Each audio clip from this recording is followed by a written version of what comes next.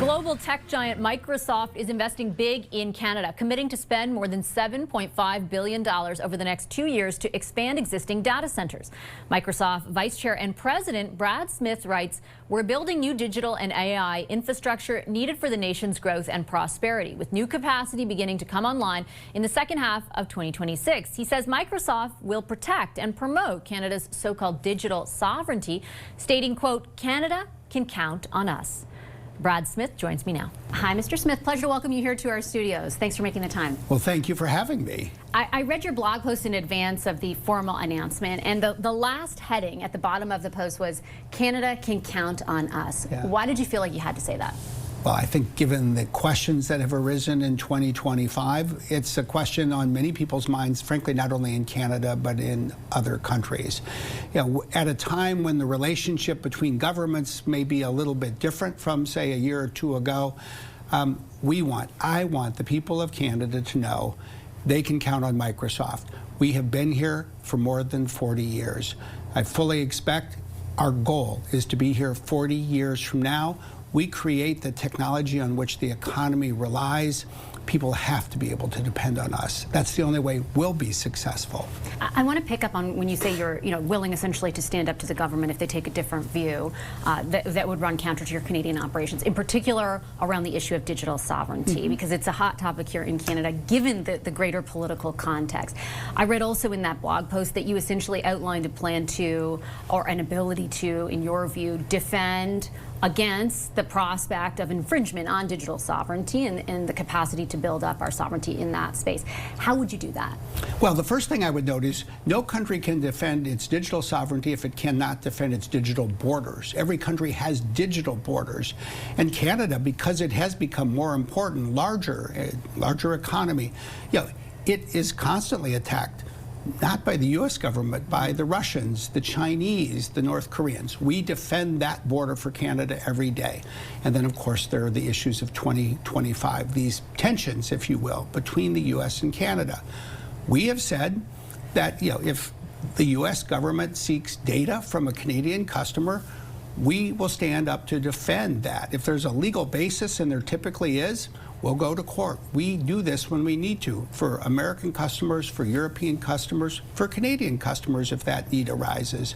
If the continuity of our services in Canada is ever threatened by an executive order, so that if it were ever to come to pass in Canada that there would be some risk of that, we wouldn't hesitate to speak up, to stand up, to go to court to defend our right to serve our customers here in Canada. I think your willingness to do that is very clear. I think there's a separate question maybe on the viability of it, only because if the recourse is through the courts, as it would be, a legal means, the president, for example, in this instance has shown on multiple occasions that he is willing to ignore what the courts determine. So what is your message to Canadians who would still be worried about the prospect of the United States taking data that is supposed to be here? Look at our track record. That's what I would say.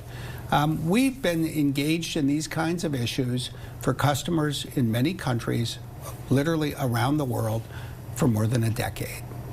We basically win the cases that we pursue.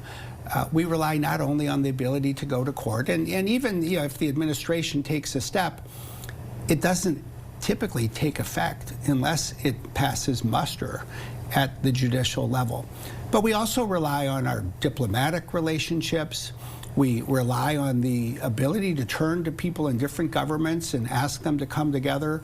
We rely on our own relationships on Capitol Hill and with the administration itself. I have a lot of confidence in our ability to succeed. I have a lot of confidence, frankly, in even the conviction of the American people, the American Congress, and even people in this administration who want to see American technology companies play the role that we play. It may be different for other companies, but I think people appreciate we help support the economy and society as a whole.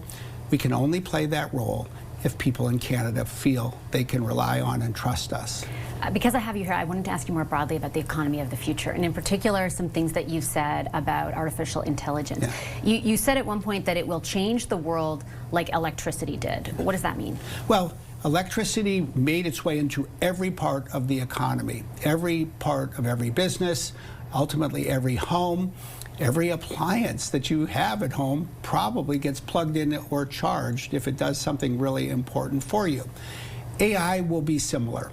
It will make its way into every part of the economy. It will have some kind of impact on almost everybody's job over, say, the next quarter of a century. It will be the fundamental engine of economic growth and prosperity, just as electricity was. And just as the countries that adopted and used electricity the most grew the most, the countries that adopt and use AI the most likely will grow the most. What is the key to ensuring that if it is the next industrial revolution, democratizes, that it impacts the greatest swath of people and isn't limited to those in the highest, income bracket? I think that, yes, electricity certainly had a great impact, but it also, when the lights don't work, like what that means essentially. Yeah. And I think that the world seems right now divided between those who think AI will save us and those who think it will destroy us. And I wonder how you mitigate the concerns around, in particular, the number of jobs that will be lost. I think the single biggest factor, whether you're talking about electricity or the development of manufacturing and machine tools or computerization or AI, it's always the same: skills. It's equipping the broadest number of people that you can reach so they have the skills needed to use this new technology in their jobs and in their personal lives as a tool to help them do whatever they want and do it better and more easily than before. That's been the story of digital technology. So what are those skills in layman's terms? And do you see a role for governments, for example, in directing policy that ensure that that is the case? Yes. It starts with, just think about using digital technology today. Your phone, your laptop, a computer. There's a level of what we call digital fluency, the ability to use all these products. 50 years after the PC was invented, we all sort of take it for granted. But in the first years, we did not. People had to go learn. Employers needed to teach. Schools had courses. Same right now with AI. It's helping people learn how to interact with, like, Microsoft Copilot or ChatGPT. How do you learn what it can do? How do you learn how to ask it what it can do? How do you use it to help you think more? These are all basic skills. Nonprofits, like one here in Canada, ACTUA, that plays a key role. It reaches Indigenous communities across the country. Employers will need to invest more.